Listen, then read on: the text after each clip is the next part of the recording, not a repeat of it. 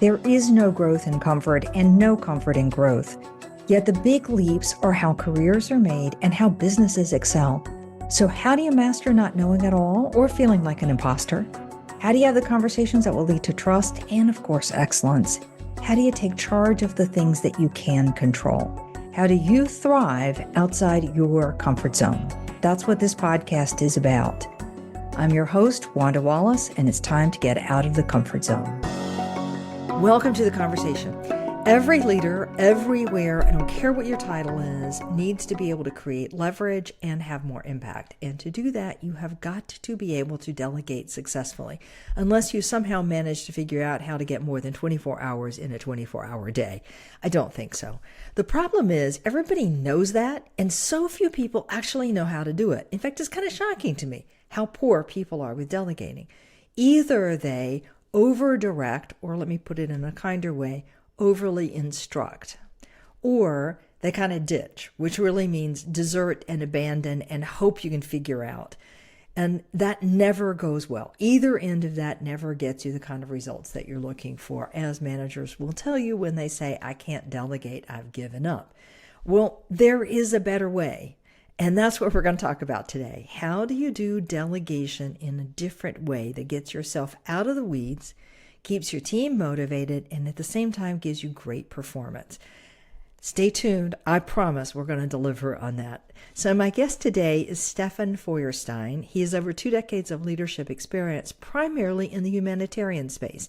Oprah Winfrey has called him one of her Super Soul 100. I take that as pretty high praise, and she's listed in her global list of 100 changemakers whose voices and talents really elevate humanity. Born in the United States, educated in Europe, 20 years in Central and South America, U.S., so he's got a very clear, strong global lens. And since doing this humanitarian work, Stefan has now turned his time towards managers and teams, particularly ones that are mission-focused and growth-minded, trying to help those managers build their teams and their team cultures in a way that creates strong ownership.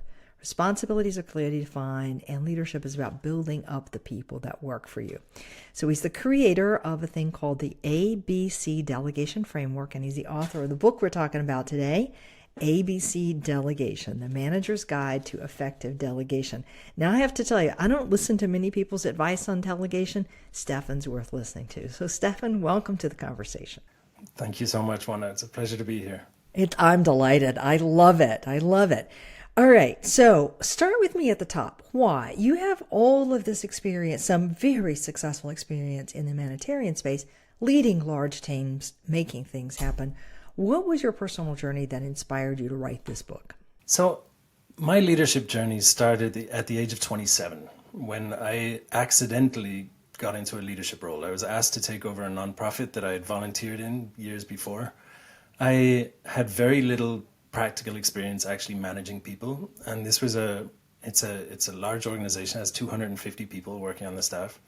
And because I had worked as the assistant to the director years before, when I was visiting one year, he said to me, our director's leaving in 3 months and I'd like you to take over. And I told him, I don't know how to do that. And he said, you have a good heart, the rest you can learn, and I'll be here to teach you. It was a humbling experience. It was a very humbling experience. I came in there with the idea of leadership that was completely wrong. I understood my role in the whole thing completely wrong. But as I was working with him and learning from him and learning from my team and learning from others and getting training and kind of finding my way in this world of leadership, I began realizing what an impact we have on the people who work with us, and what an impact we have on the missions that we're guardians of or stewards of when we're working together with people, and that it really matters how you engage with the people who are on your team. So that's what I love. I love working in a place where I feel like I can grow, where I feel like I'm making a difference and doing good work, and I want to create that space for more people.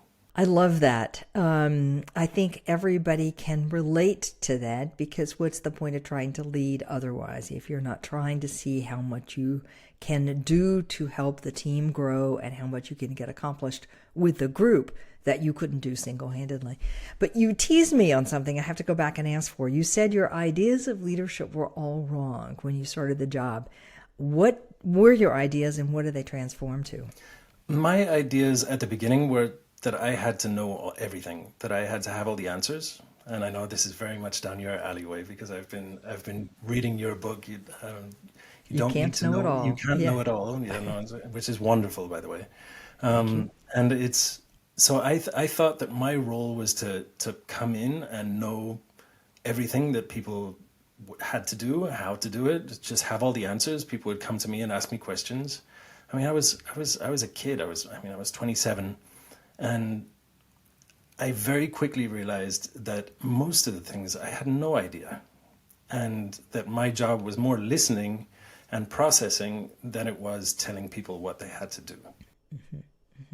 I think many of us have that idea. I see it every single day, every time I walk into somebody's office to have another coaching conversation with them. We have what I call a heroic view of leadership, meaning I'm supposed to be the hero or the heroine who steps in to save the day. That means I have the insight on where we need to go strategically, me solo, uniquely. Yes, other people give me input, but I'm the one who has to put it together. That means when you bring me a problem, I'm supposed to know the solution to that problem. That means my job is to explain to you what you need to do. Even in the best kind-hearted way possible, I'm going to tell you how to get the job done or solve the problem that's there. When there's a complaint, I do it. When there's something else that needs to be done, I take on, I say yes, and it just becomes very I-centric. And that is seductive, highly rewarded, and I would argue misguided. Absolutely. Very misguided. I had many situations where an issue would come to us, like we were primarily working with kids, and the social workers would come to me and tell me what had happened. And I would jump in straight away saying, well, we should do this and this and this. And then they'd be like, but if we do that, then this will happen. And if we do that, then this will happen. Because I was functioning out of just the one little piece of information, but I didn't have the big picture to actually make those decisions. And so in that humbling process of realizing, no, my team, the people who are doing the work directly on the front lines, they're the ones that know what's happening. They're the ones that understand what's happening. And my role is just to make sure that we as a team are working towards the goal that we've set and working towards the mission that we've signed up for. All right. So I often say your job as a leader is to enable the team to do it. It's not necessarily to do it yourself. Absolutely. Which is easier said than done, okay? All right, so let's dig into your framework, ABC framework. Explain how this works and kind of give me an example about it too.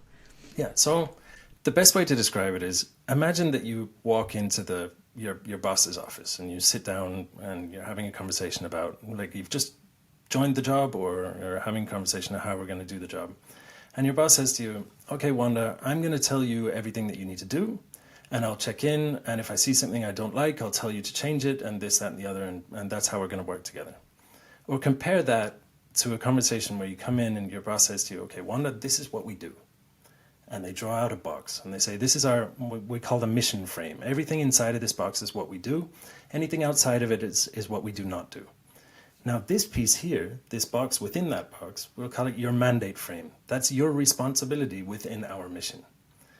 I will teach you the 3 different categories that are in there. The first being A, do what you want. B, do what you want, but inform me. And C, ask me first. And don't worry, I'll be teaching you those, and we can change them as you prove yourself in the different areas. And then I will, if you make a commitment to this mandate frame, to this responsibility, I will make 3 commitments with you. The first is that I will follow up with you in a way that actually helps you. The second is that I will resolve any destructive conflict that comes up, either within your team or with other teams.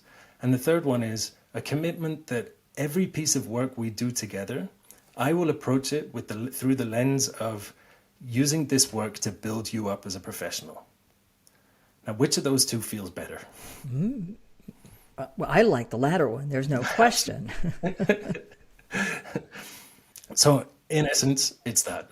And the ABC framework, what we do is we have tools for each of those different parts, tools for the how to follow up, how to resolve conflict, and then also how to build new leaders that are just practical, simple things that you can put into practice as a team to make sure that things get done the way that you're hoping that they will.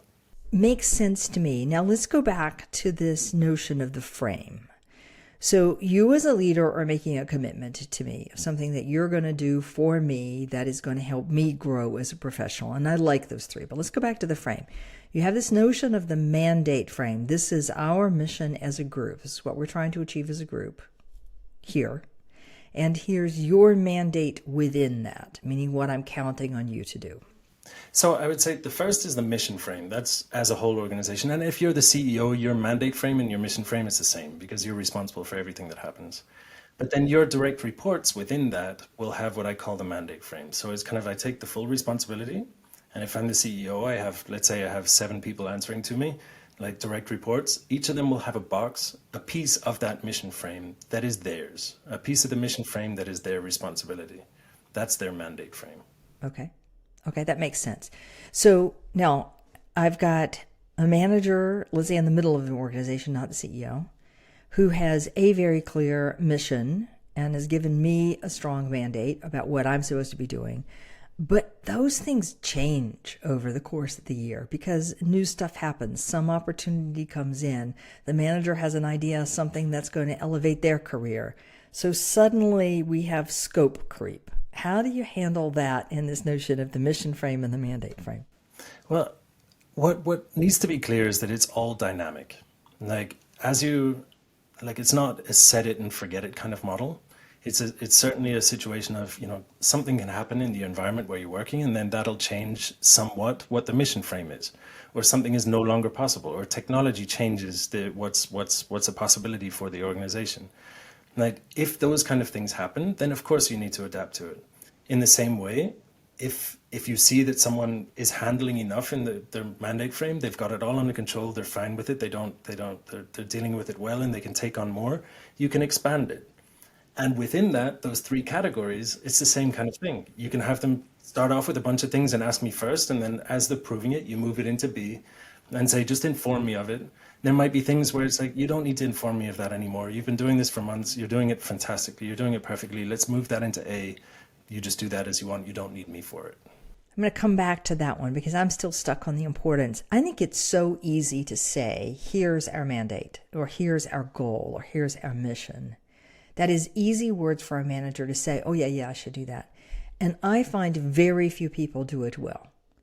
They have some loose, ambiguous goal that, grow by 50% or something like that. That doesn't really then translate into what is my responsibility within that, or how do I measure success, or we have a different understanding of what grow means even. So that I think I just want to emphasize the importance of clarity in what the overall team mission, manager's mission is. What are we trying to accomplish? As well as then real clarity on what it is I'm accountable for, what that looks like, what I share with other people. There's just clarity there that's needed. I want to emphasize that one. Absolutely. And also how they fit together. Like how from the whole mission that we have, how that runs through me to the people that are working in the levels below me, like understanding how those pieces get together. I think it was it Yogi Berra that said once, if you don't know where you're going, you might end up someplace else or something. Yeah. Like you need to know where. If you don't know where you're going, any place is okay. Yeah. I mean, it's kind of, you have to have a clear idea where you're going. Otherwise, how do you use your efforts? And that needs to be the first step, to sit down and say, okay, well, this is our mission. This is what we're all working toward.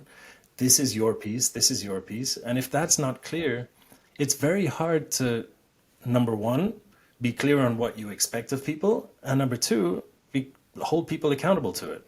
It's like, you didn't do what you said you would do. Well, I didn't say what I was going to do because you never told me what I had to do. Like it just doesn't work that way. Right. Well, and I also think there's opportunity for an individual to say, okay, this is what I've heard from you. Here's what I think my responsibility is. Did I get that right? You got to clarify it, though. Absolutely. The other thing that you're doing in this one is highlighting there is my mandate as working on your team, but somebody else has another mandate, and there is often overlap between those two or blend between those two. And so clarity about how we work together, pass things off to each other, resolve conflict is part of the manager's job. And I think we do a horrible job of A, admitting that, and B, handling it. Okay, so let me move forward from the notion of this goal and very clear, articulated, mutually understood, what's my responsibility and what is you and my manager trying to achieve, how does it all fit together? So to the ABC. So 3 categories of things now that as your employee, I'm responsible for. A, B, and C. A is, so explain those again. So A is do what you want. As long as it's within your mandate frame and in that part, you don't need me for it. Like, you don't need to be informing me of everything that you're doing. You don't need to ask me about it first. Well, if it's that kind of a thing, you can do as you wish. If it's B, it's do what you want. You can decide how to do it, but you need to inform me about it. That would be things like, for example, in my past positions, I would say, well, those would be things like something that I would want to know about if I had a conversation with the board or with donors, or something that had to do with a government entity that was supervising our work, that I don't need to be involved in the process because the people knew how to do it, but I would want to be aware that it happened, just so that in future conversations I would know about it, or that I would want to know about it because it might affect us further down the road. And then there was C, which is ask me first, which would be a lot of those things that are in the overlap, because it's kind of, you can't just go ahead and do that, because if you do that, you might affect some other part of the organization, like, because this is one of those spaces where your changes will affect how they have to work. It might be things that are high risk. It might be things with a high price tag. Any of those things could make it category C, where it's like, no, this one, effectively speaking, I'm saying you need to delegate this back to me. Like, come to me, bring me your ideas and everything, but you need to come to me before you do it, so that we make sure that we're doing it in a certain way. All right, so to put this back in the world of work, in the average world of work, I can manager who has said, okay, this is your mandate. This is what you're accountable for. In category A, we have things that are under your technical expertise that I already know you know how to do. You don't need to ask me about those, just to do them. I can imagine under category B, we have things like you can allocate an expenditure up to a certain dollar or euro or whatever amount. You just need to let me know so I'm not surprised by that. However, C is a category where you can't expend beyond so much without coming and asking me for it, or it affects one of the manager's stakeholders, so you need to ask me first, or whatever. So the you do, you're authorized to do without asking. B, yes, go ahead, but keep me informed first so I'm not surprised. And then C, come and ask me. Why is that ABC framework so useful?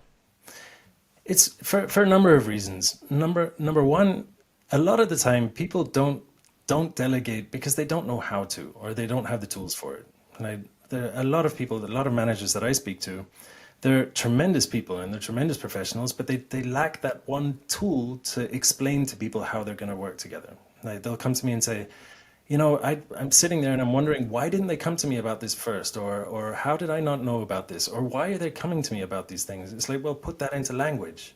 And when you have it into language, and when you have it into something, especially because if it's something visual, you can share it with your team. And you can share it not just with your direct reports, but you can expect them to do it the same with their teams. And because you have that shared language, you can have a simple conversation about it, as opposed to saying, you need to delegate more to your people. It's like, you see this, how we're doing it between you and me? I need you to do the same things between you and your team. Your team, right. I often talk about, when I'm talking about delegation, I often talk about the responsibility of the manager to set the boundary conditions. Things that we are not allowed to do. So timeline, budget, who's involved, stakeholder management, like what are the boundary conditions from which we can't deviate? And what you're doing is giving me a more sophisticated way of thinking of the boundary conditions. I also hear managers tell me all the time, I delegated this to my team. I trust my team members to do it, but they don't keep me informed. And then I find out somewhere down the line from a peer, and I'm surprised, and then I can't manage, and so on. Being clear with your team about what I need to know about also sets up the kind of check-in conversations that we're going to have. Absolutely. And that, some things I just don't need to know. Don't waste my time. Keep going until there's a problem. Then tell me about it. And some things are going to affect my ultimate performance. I need to be all over those. You can't touch them without being in touch with talking to me first. Yeah. So it's kind Simple. of, it's that you have the two extremes. You have the kind of micromanaging on one side where you're involved in everything, and you have kind of a ghost on the other side where you just, you've completely lost control. You've just told, the kind of people who say, I believe empowering my teams. I show empowerment by not answering emails. It's Yeah, like, right. no, that is not management. That's not That called is, management. that's abdication. That's just kind of like, yeah, go and do what you want. There has to be a way to say, yeah, no, I'm going to give as much autonomy and responsibility as possible, and I'm going to trust my team to do it. But it needs to be something where I'm not giving up my responsibility. I'm still connected to the pieces where I need to be connected. I'm still learning about what's happening, and I'm still aware of any issues that are coming up, so that I still have, I'm not giving up my responsibility. Right. So how do you then define for managers what their responsibility is? So it's a simple process of sitting down and saying, okay, well, this is everything we do. Like, you're responsible for this area. You have job descriptions as well. You can sit and literally go through someone's job description and say, this is mostly an A thing, and it becomes a B if this happens, like you said, with the different thresholds. This is always a B thing where I need to know about it. These kind of things are always C. So even from the get-go, you can have that conversation with your managers and make it very clear to them, this is where I want to be involved. And you tell them, my intention is to give you as much responsibility as possible and to grow you as a professional, to help you grow, to understand what you want to achieve, and then to become part of that, of helping you arrive there. But I need this from you as well. I need to stay connected here, and I need to stay involved here, because otherwise you're not managing, you're just giving up. Giving, yeah, doling out and walking away. Okay. It reminds me, somebody I talk about all the time, a leader, actually quite senior leader, who had a very heavy deliverable on his plate for the coming 3 years, a major shift in, let's call it a regulatory issue for lack of a better phrasing for it. And he picked a team for those 3 years that he knew could do 75% of the work pretty much independently because they had the technical expertise to do what they needed to do. They were really good in managing projects, all that usual stuff. That's his team that he picked. And then he just sort of let them go with that 75%. And there was this sort of 10% remaining that he said, I own, and nobody is I'm going to ask you to do things on it, but I own it. I own the decision, I own the communication, I own everything about it. You're welcome to bring me an idea, but I'm going to own it. And then there's that 15% in the middle that is the shade. That it sort of touches your area, it sort of touches somebody else, it sort of touches one of my key stakeholders. I just got to know about it. So there's an example of his using the ABC technique very intentionally to manage his workload. And he said, yeah, in the 75% that I get turned over to the team, of course there were going to be some mistakes, but those mistakes weren't going to sink me. Mistakes in my 10% would sink me. Absolutely. I mean, that's a clear use of it. Okay. All right. Yeah, absolutely. Okay, so now let's go to this idea of cascading, because you already said this. I find lots of times we use a technique with our direct reports and we assume that they will turn around and use it with their direct reports, but it never works that way. For some reason, the direct reports don't think about that way. They don't actually really understand the framework. How do you help this cascade really work? So I have an example of where exactly that happened, which was tremendously frustrating and very eye-opening. Where he was the head of our psychology department when we were in Honduras, and he did a tremendous job. He was first the psychologist in one of our vocational training centers, then he came to our main project and he was working there with the kids, and he was doing a phenomenal job. And then I put him in charge of the entire psychology department. And with me, he was amazing, trustworthy. He could deal with really complex cases. He came to me with amazing ideas. He was super proactive. He would do all these wonderful things. He would keep me informed. I always knew that if he was taking care of it, I had nothing to worry about. And then I noticed that his team was miserable, but absolutely miserable, because we had two leave, and I was like, what's going on here? And so we sat together, and they said, we can't do anything. Like, he's just a total suffocating micromanager who needs to be involved in anything.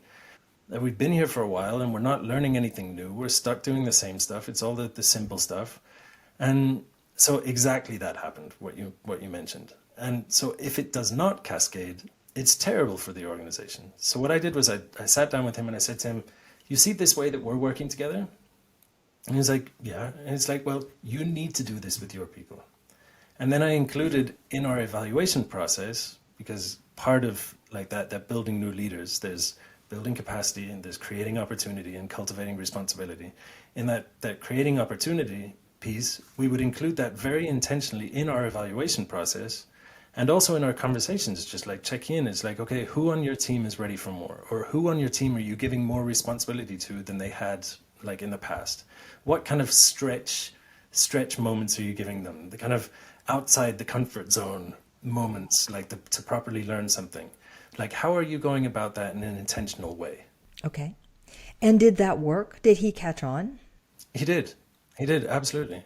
So let me test a hypothesis with you. I think lots of the time, it's the framework is clear in the manager's mind about how they're delegating, but they never articulate it explicitly. Like, they don't use the language, they don't use the structure, they don't draw the diagram on a piece of paper. And so it's hard to pick up that framework when you don't have a label for it. Absolutely. And there's something about creating a label, calling it ABC or whatever else you want to, and say, here, what goes in each of these. It's like, it's just, you need something more explicit for people to notice. Do you think I'm right or wrong? 100% right. If you don't have words for it, it's really hard to talk about it. I mean, like, if you don't have some way of just saying, I feel that delegation needs to be this and this and this, and giving someone some vague idea of how it's supposed to be, and then expecting them to execute on it. I mean, sometimes it might work, but as a general rule, having words for what to use in a conversation as you're explaining to people what you expect from them is helpful. And so to have a framework where it's like, this is the piece, this is how we look at this is how we're going to talk about this is what we expect from each other, this is what we've committed to, these are the 3 commitments we're going to make to our people as part of our mission, as part of our values of who we are. And when you have those words to talk about it, when you see it's not happening, you can see an issue that's happening, tie it back to the framework, and just go and say, well, it's this. It's not just a delegate better. It's have you talked to them about their mandate frame? Like, have you looked at these categories? How do you have those set up right now?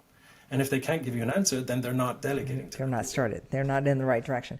All right. So we've got a clear understanding of what, if I'm the leader, what my mission is, what my goals, what I'm trying to accomplish, at least for this next period of time is. Granted, it can shift. I've given a clear mandate to each of my direct reports, and also clarity about where there are gaps or whether there's overlap between people. For each individual person, I have given them their ABC buckets. A, meaning the things they can just get on and do with, I don't even need to know about, so full trust. B, where yes, they can do what they want, but they've got to tell me about it in advance, so I'm aware of, no surprises. And C, no, we have to talk about it, or you have to ask before you move on it. So A, B, C categories within a general mandate, so people know what they're working on. Okay, so now let's go to, and you say that articulately so people can then cascade it with their own team, hopefully. Okay. Right. So now let's go to follow-up. Mm-hmm. Okay, so I've given the ABCs, I've given the mandates, we're all clear. What kind of follow-up am I doing and how am I doing it? Am I reviewing A's?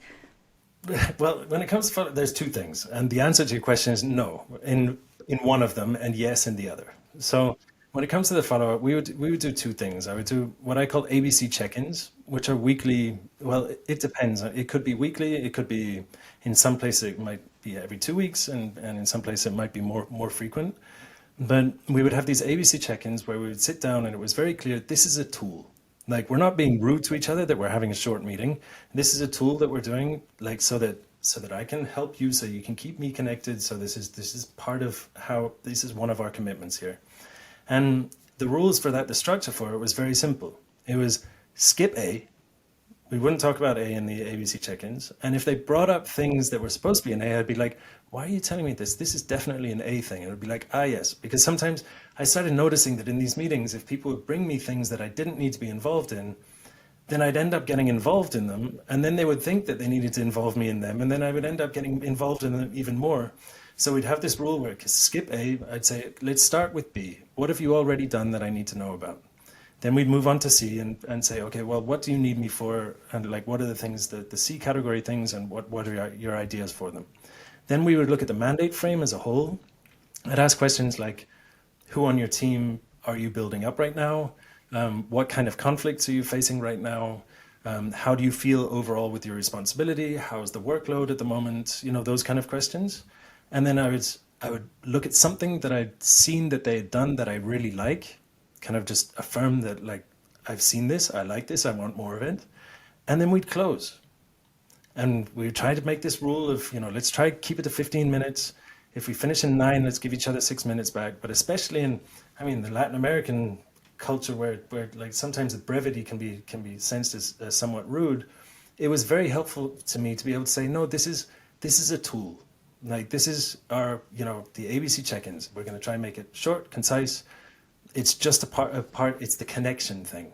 It's just you giving me a few things, me giving you the things that you need, and then we keep going. Right. And I love that, something I've seen that you do that I like, so that encourages people to do more of it. And I promise you, if you want to change people's behavior, find something you like about what they're doing and they'll double down on it. It's guaranteed for human success. If you've got any relationship there at all, it will really work.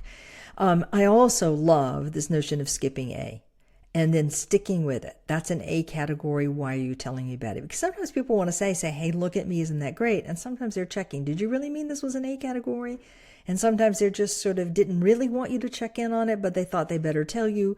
The moment you get involved in it, now you're going to start to own it. And the more disengaged they will be, and the less they believe you meant the ABC framework to begin with. So stay out of it. And if something changes, then it moves to a different category. And then you have a conscious discussion. Has this changed categories for some reason I don't know about? Absolutely.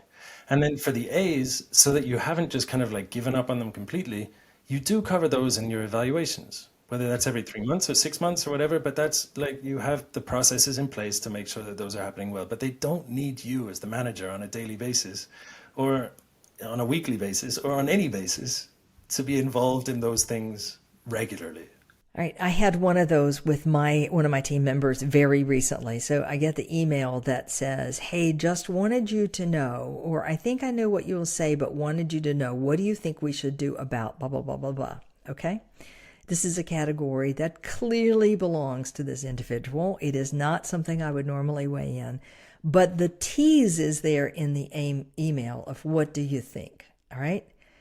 Being in that heroine mindset, it's really easy to jump in and say, oh, X. But I bet you knew that already. But the moment I do that, then they're going to come back to me 5 more times with that same question. So I got smart for once in my life, and I said, Stefan, you're perfectly capable of making that decision. And no other response, like nothing. I didn't even follow up with it afterwards, just like done. But any other response, and I would have been piled back on my desk again and again and again. Absolutely. There's a great article in Harvard Business Review by Elspeth Johnson, who I know you know, and you've had her on the show before. And she talks about, I think it's called Why Aren't I Better at Delegating or something like that. And she talks about how the dopamine hits that we get for just kind of ticking things off on the list. I mean, the article is about a lot more than that, but one of the pieces is about having to learn to get our hits from something different, not just ticking things off that other people could have done, but understanding that we need to kind of be satisfied with our jobs and kind of get that reward that we feel from other things. And if you have language for that, like for example, building up your people is one of those, then you can find those hits easily. You can get them easily. You can have that sense that you've accomplished things, just that you're not accomplishing things that other people should be doing. Should be doing it. I call that a hit already, is that I don't have to do it. Somebody else can. And I'm never running out of things to do. Trust me, I don't think anybody is anymore. All right, so let's talk in this context then. How do you deal with underperformance? So we've done the mandate, we've done the clarity on the expectations, we've done the ABC categories. Let's say the feedback isn't, you're not doing what I want you to do. And let's say I've even given you decent feedback about what it was that I'm expecting, but I'm not getting where I want to go with this particular person. What do I do now? Well, you need to first determine why. Like, is it because there's some kind of issue going on? Like, is there some kind of conflict that's in the way? Is there like the destructive conflict that I talk about? Is it that there's too much in their mandate frame? Do we need to review the scope of their mandate frame? Is it that they have something else going on that you don't know about? You need to understand why it's not happening first. If you've done everything that you can, and you've really, really given them all the support that they need, you've determined that it's not any of the conflict that they're facing that is your job as a manager to clear out. And they're still underperforming and they're still not able to do it. And it's not a question of that they're completely overloaded and they just don't have enough people, which should be a question of, either I add people or I reduce their mandate frame. Like everyone only has a certain amount of hours in the day. But if you've done all of that and the person is underperforming anyway, well, then it's an attitude issue and you can try and fix it. But if you're not, there does come a time when you have to say, our mission and the well-being of everyone on this team cannot weigh less than your desire not to participate. Okay. So we have a hard conversation that says, in effect, you've either got to get on board or move on to something else. That's the precursor for that conversation in a really good way. I'm going to pick on everybody's favorite complaint group at the moment, particularly the managers and leaders out there, and that is Gen Z, where the belief is that Gen Z is, and I'm going to emphasize belief, is that they're somehow lazy or entitled or unwilling to put in extra work or blah, blah, blah, blah, blah. Pick whatever your favorite phrase is there. I'm betting a lot that really isn't the why if you have a Gen Z member who's underperforming. So do you have any advice here? Absolutely. I mean, the Gen Zers, if we look at how people have seen the workplace over the last decades, it has changed profoundly. Like I look at my dad, who was in one organization for 40 years. I know many people who got their first job and then stayed with that company until they retired. And it was just it was what you do. Stability was more important than all the other things, than autonomy, than it's just people understood that it was a slow climb and you would just do the slow climb and that's what life was about. Younger generations, they see it differently. They say, I want to grow. I want to be built up. I want to learn new things. I want more responsibility. I want to progress, which are all things that we actually value in people. It's just that if we don't have the structures in place to actually do that, then they say, you know what, I'm out, I'm leaving. And we see that with, this massive turnover in many organizations. So it kind of boils down to the fact that if you're not teaching your managers these things and teaching them to do that mindset shift of seeing how to build up their people and really work with teams in a way that is good for them, then they are tremendously expensive.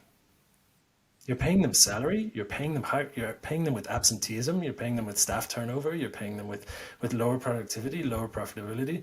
That's what you're paying those managers.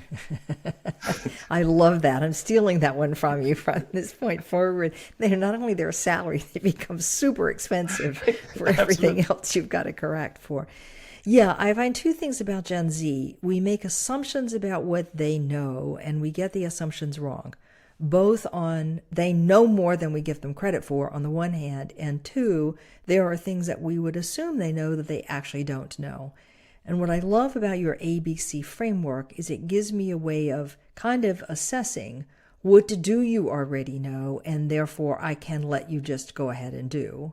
And what is it I need to be informed about, and what is it we need to talk about first? Like that framework helps understand where the gaps in knowledge really truly exist and where the benefits are, like the boost that you can actually capitalize on from younger talent. Absolutely. And to be able to say to someone, this is actually a category C task, but why don't you go and do all the prep work for it and come to me and show me what you've done so that we can see how you did that. Like those little things. I mean, it's funny. People want a chance to do well. I learned that from our the person who was in charge of our communications. We were doing this new project. It was great. I was so proud of it, and it was kind of my baby. And I wanted to write the thing for the website for it. And she came to me and was like, "Yeah, do you have that article?" And I was like, "No, I'll give it to you tomorrow. I'm sorry, I'm swamped right now." And the next day she came to me and said, "Yeah, do you have that article?" And I was like, "No, I'm sorry, I don't have it. I'll give it to you tomorrow." The next day she came to me again, and I was like, I'm almost done." And she looked at me and she said, "Do you like it when people give you a chance to shine and to really prove what you can do?" And I was like, "Of course I do." And she said to me, "Please don't take this one from me." And then I realized, yeah, this isn't about me. It's about everyone's chance to prove themselves. Yeah, yeah.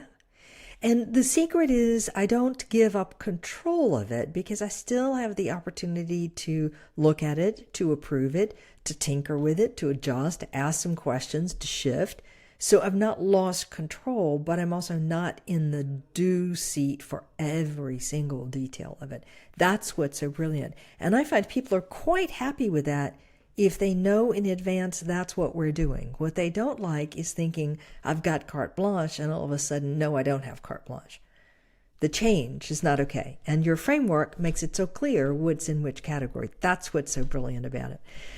All right, Stefan, I have to shift gears one more time. I cannot let you go without talking about conflict because it is one of my favorite pet peeves. One of the things that we do so badly is resolving conflict. Most managers push conflict down to their team members and say, well, you sort it out. And they're not really skilled, and all the interesting problems don't get resolved because there's inherent conflict. So give us, how do you help leaders understand how to resolve conflict? So the managers that say the kind of things that you just mentioned, like, "Oh no, you figure it out, you get it resolved." I imagine them a little bit like a gardener that says, "I plant flowers, but I don't weed." And it's like, "Yeah, but the weeds are impacting the growth of the flowers, or they're killing off the flowers." And it's like, "Yeah, no, but I only plant flowers, I don't weed." And it's like, "No, your job is also to remove the obstacles to growth." And so if there's conflict, I'm not talking about there's constructive conflict, the coming together of ideas and a purifying process to figure out a better path and things like that. I think Patrick Lencioni has written a lot about that, the kind of, positive conflict in an organization. But I'm talking about the destructive conflict, and there are three kinds. There's mission conflict, which is, I think we need to go that way, and you think we need to go that way. And the manager needs to step in and tell us, no, actually, we're going this way, and that's the way it is. There's systemic conflict, which is, your work is making my work so much harder, or my work is making your work impossible. So it's just a process question that is generating friction, and that needs to be fixed. Or there's personal conflict. I don't like her, or she doesn't like me, or I can't stand him. And he won't work with her because they just rub each other the wrong way, like, that kind of thing. So I see, when it comes to management, it is the responsibility of the manager to first identify which of those three kinds it is, starting with mission conflict, because two of the three have to do with management. They don't have to do with the individuals. It's either, if it's mission conflict, it's because I have not been clear about what direction we're supposed to be going.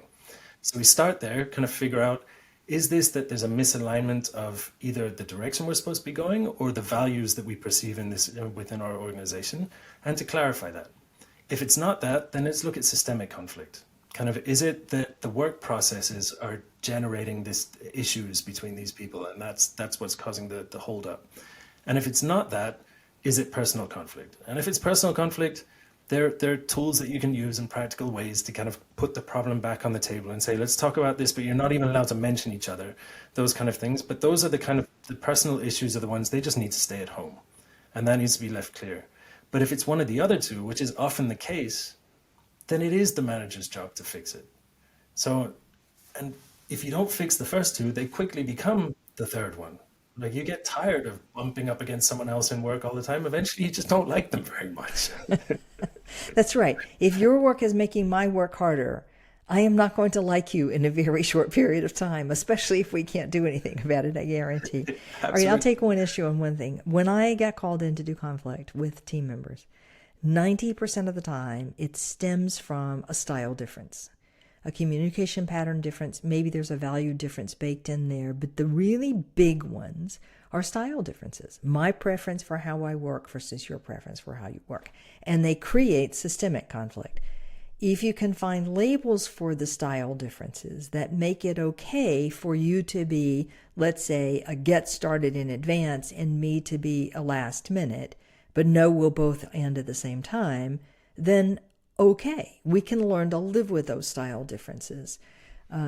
When we don't talk about it, we don't have labels for it, then they go sideways in a whole bunch of directions that are not productive. Okay. Absolutely. Completely. You're completely All right. right. What do you do to keep things that are not in the mission frame from creeping into the frame? Any advice there? Yeah, I mean, there's that is very common in businesses. It's very common in nonprofits. It's probably even more common in nonprofits than in businesses because it's like funding comes in for something and it's like, well, let's do that as well because we can get funding for it and those kind of things. But it needs to be that, the mission is sacred.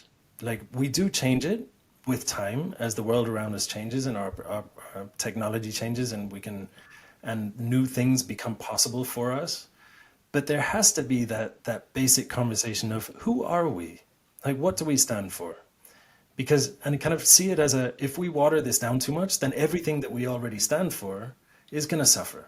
So it's not well, if we don't do that, then we're failing that. It's like, no, we're doing this and we're proud of this and we're committed to this and we're doing this well and we're going to do this as best we can. But in order to do this well, we need to be able to focus on it and invest all of our efforts here and invest all of our resources. So to have those conversations is important. And I found that in those regular checkups, when you talk to people about their mandate frames, like just kind of like, how are you doing with that? How are you feeling overall? Like, do you feel like you're ready for more responsibility or you kind of feeling the weight of it at the moment? Like very often those are the conversations where I would hear them talk about these new things. And then it's kind of like, wait, let's just review your mandate frame for a minute. Like, what is this something that really is within yours or not? And they kind of look at it and say, no, but, and it's like, well, do we need to have a conversation about whether this should be in your mandate frame? Or is this a thing of, okay, well, then let's not look at that anymore. And it's like, well, I really feel like this could be something important. Well, let's talk about it then. Or if they realize, yeah, no, it's not. Okay, yeah, no, I'll focus on my work again. So it's a matter of having those conversations. It's like you said, having labels, having words for it, having something to talk about, like the a concept to talk about, instead of just saying, I don't want to do that. When you just say, I don't want to do that, we don't do that. People get offended. These are often things that they care about that they're bringing to you. But you have to approach the conversation from the other side and remind them, this isn't just me talking, it's our mission. Like this is us talking about the mission and figuring out what we've made a promise to, and then figuring out whether this fits with that or not. Does this work? Can we do it? Do we have the capacities? Is this the right time? It may be a cool idea. However, that doesn't make it something we are to be doing right now. We often call that priority, but again, what you're doing is giving a language and a framework within which to have those hard conversations that say, how do we make sure we're doing the things that are going to really truly have impact, really truly make a difference? And I'm clear what I can get on with and what I need to come back and talk to you about as a manager. Absolutely. I love it. Stefan, I think we could keep talking for forever. It was a great framework. So Stefan Feuerstein, I mispronounced that one. The book is called The ABC Delegation, The Manager's Guide to Effective Delegation. Stefan, if somebody wanted to reach you, where's the best way to find you? On www.abcdelegation.com. I'm also on LinkedIn. They can find me on LinkedIn. But I'd love to have any conversations or any way that we can help, give workshops, keynotes, advisory, anything that people need. questions or comments, please be in touch. You can be in touch with Stefan if you want to directly at abcdelegation.com, or get in touch with us, outofthecomfortzone.com. We love to hear from you. If you've got follow-on questions, please submit those, because we're going to do a follow-up listener's question coming up in the next couple of months. Love to hear from you about those. Check out, if you want to watch this conversation, check out our YouTube channel at Out of the Comfort Pod. And like I said, we love to hear from you. Join us next week for another episode in Getting Out of Your Comfort Zone.